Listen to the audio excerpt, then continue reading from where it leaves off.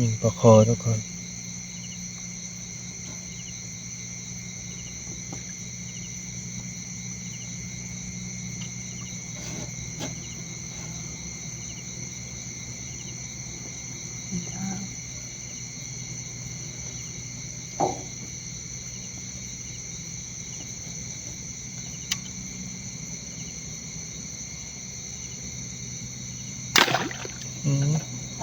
บ่ถืออีกถือก่อน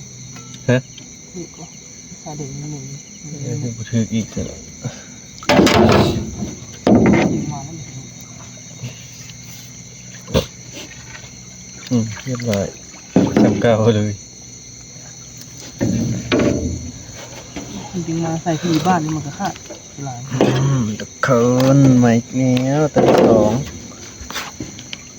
ใส่เหมือนเดิม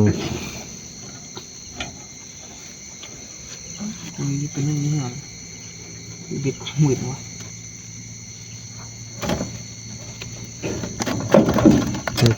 ไปงับอีกมือไม่ขาดแล้วดิ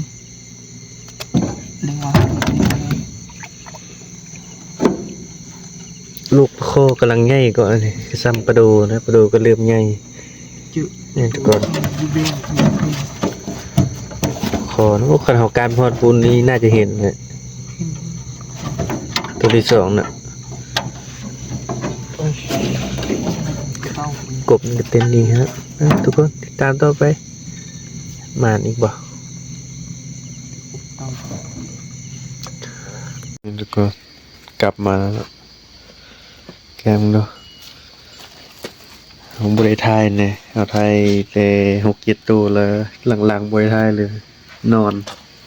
โอ้โหคนได้เยอะได้จริงหลายเดือนแล้วก็ทอดเหลือ2 โลจริงค่ะเลย จับไปจับดูจับไป จ้างซื้อไหมเอามาที่โดน มันจะเป็นระบาดอยู่ ลูกการน้ำของสิเลาะเอาไปเนาะตัวใหญ่